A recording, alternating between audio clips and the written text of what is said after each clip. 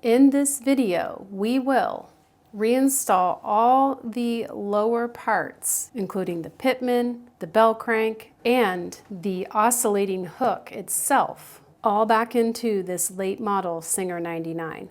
Let's get started.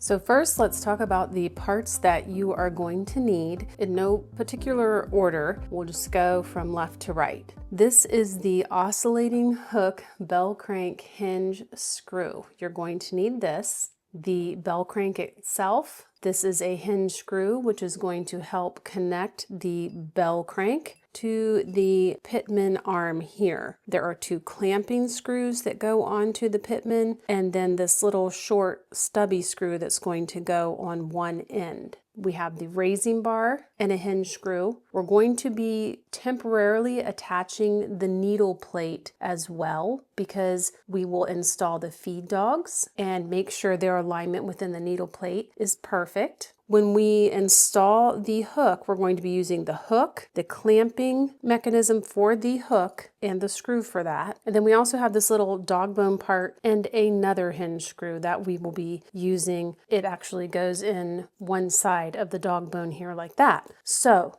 let's flip our machines over so we can start installing all of these parts.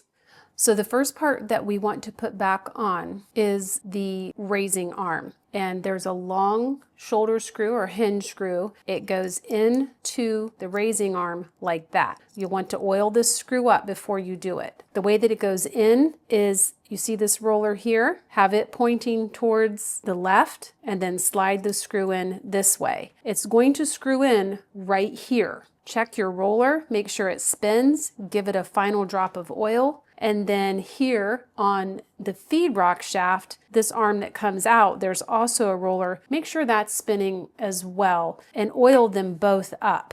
Now, we're going to take this little U cutout on the raising arm. We're going to slide it onto the roller that's on this part of the feed rock shaft. And then you're going to line up the screw with the hole, making sure these two are together. That is super important. Change the angle a little bit, but you can go ahead and tighten this down all the way, and then these parts will move together for you now. Now we have a little bit of pre-assembly to do with the pitman arm. I want you to look at it because the orientation of how you put it on is really important. I have already put one of the clamping screws in. Let's get the other one in before we get it on the machine. And don't tighten these down really tight because they actually clamp around parts of the machine where there's movement. So if you put them too tight, you're not going to get the movement right. We can check them later, but for now, just make sure they're in. So the way the pitman arm is going to go on is like this. Do you see how this clamping part is pointing towards the back of the machine? And then also note this part that bumps up is facing the bed of the machine. So the flat side is what you see, and the clamps are facing the back. That's really important. You're going to take your bell crank and we're going to attach it to the pitman arm now. Look at your bell crank. You have the longer arm and the shorter arm. Have the longer arm on the bottom pointing left and the shorter arm facing up pointing right. They're going to go together like this. Here's a screw hole. Take your other shoulder screw and you're going to get that on now and tighten that one down as well. Nice and tight, because once this is on, this screw, the head of the screw is facing the bed of the machine and you can't access it. So now that we have this all together, we can slide it onto the machine, and we're going to be using this oscillating hook bell crank hinge screw, the really big one, and the short stubby one. The short stubby one's going here. This one is going through the body of the bell crank and into this hole right here in the machine. Make sure you have cleaned these threads really well. If you don't, you're going to struggle getting it back into the machine. This is one part that the threads in the hole and the threads on the screw get really gunky. So slide your pitman onto the end of this shaft here, and then the roller on the raising arm is going to fit into this groove on the bell crank. Once you do that, you should be able to see in this hole, and you should look all the way through the machine and see where this screw is going to go. So you can see right now, that's all lined up. There's my finger. So that's where I'm going to slide in that big screw. Make sure you oil it up really well, and then you're going to slide it in and get it started. And this is where having a really big screwdriver is going to be helpful. And really snug that down. Now we can also put this short stubby screw back on and tighten that down. So let's make sure we did it right. The clamps are pointing towards the back of the machine. The flat part of the pitman is facing us. In the raising arm, we have the roller ball inside the raising arm, and then the roller bar on the raising arm inside the bell crank here. Now that we have that together, we should be able to turn the hand wheel. And I'm turning the hand wheel. Everything spins freely. I know I got it all together correct. We can move on to the next step. So the next thing that we want to do is put the feed dogs in. This is a temporary thing. We're actually going to put the feed dogs in. We're going to put the needle plate on, and we're going to adjust how the feed dogs fit inside the needle plate. Then we're taking the needle plate off and we're taking the feed dogs out. We will not adjust the height of them just yet. So to put your feed dogs on, you want to do that first. The feed dogs are going to drop in. There's a cutout right here that they fit into. They go like this with the feed dogs going to the left. You can just kind of set them in if you want. Now we have to flip the machine over. The screw for the feed dogs, this screw here, it looks like this, goes here. So with your feed dog slid in that little cutout, you're going to just want to line up the screw with the hole in the feed dogs and go ahead and tighten that down. Now, we need to put the needle plate on.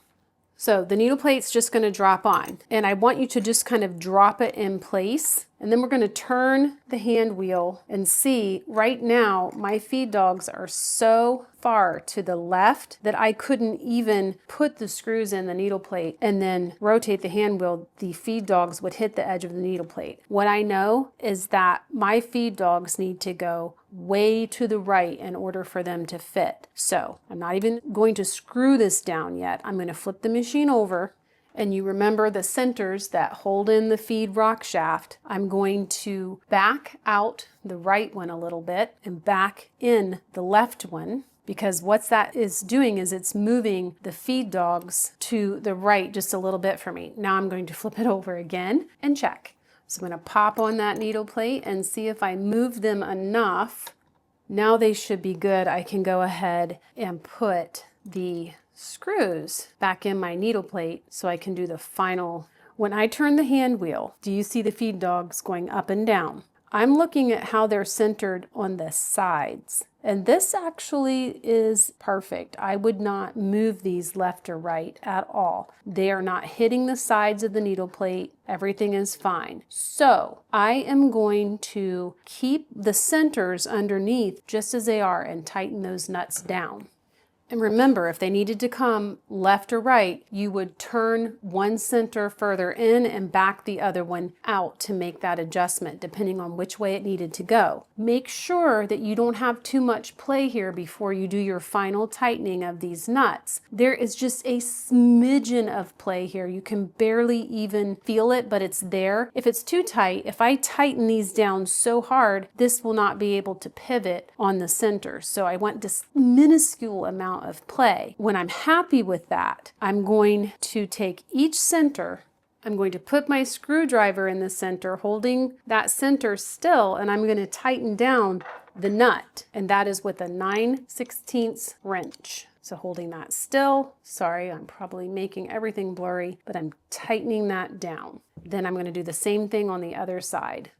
Screwdriver so I don't lose my position, then tightening down the nut, good and snug.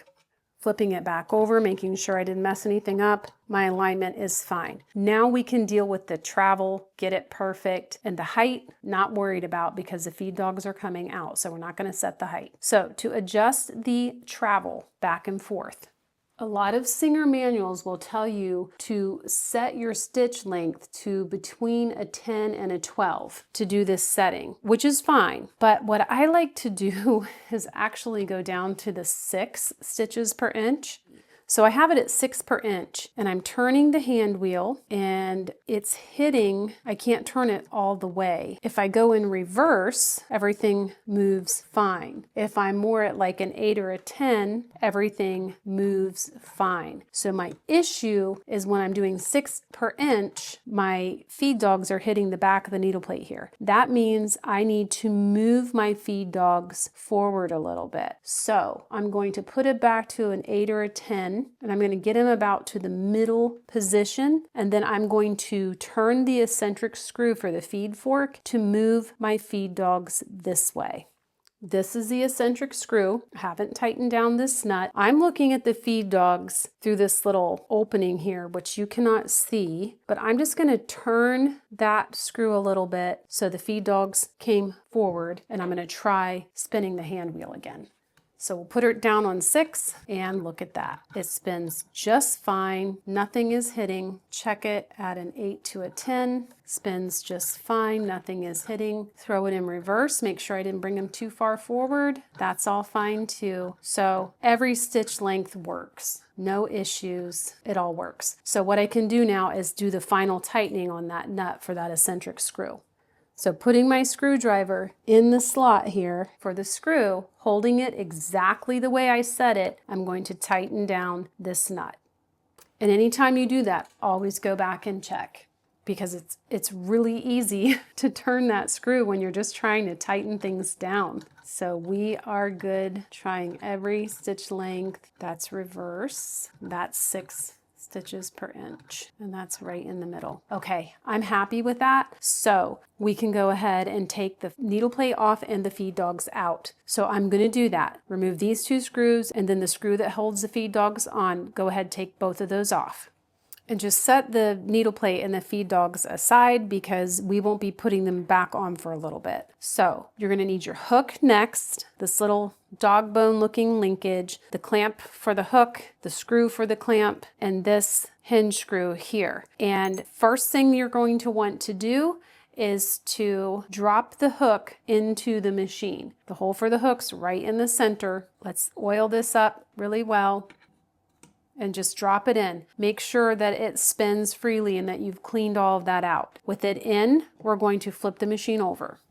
Once you have the hook in, let's put on the clamp, and it's going to just slide onto the end of the hook, and go ahead and make sure that the hook is pressed down all the way and the clamp is pressed up all the way. We're not setting the timing of the hook right now. We're just getting this back together. So just spin this where you can easily access the hole that the screw goes in to clamp everything down and get that screw in there. We'll loosen this in another video when we set the timing of the hook, but we need this on. Make sure the hook is pushed down and the clamp is pushed up, and just tighten that down. Next is the dog bone. The way that it goes on, think of it like an old-fashioned phone. Someone calls you, you answer the phone, hello, then you hang it back up. These little bumped out points go down. Slide one end on the end of the hook clamp like that, and then turn your hand wheel so you can line up this other opening with the hole in the bell crank, and then you're going to put that other screw there and tighten it down. Nice and snug. So flip it up and turn your hand wheel, and everything should spin freely for you. Now, in the next video, we will be focusing on installing all of these parts in the nose. We will set the feed dog height, and we will time the hook. So that is what to expect next. Let me know if you have any questions, if you have any stumbling blocks that you're stuck on here. I'll try to help you out the best that I can. If this helped you, please give the video a thumbs up, and I will see you guys again really soon. Bye.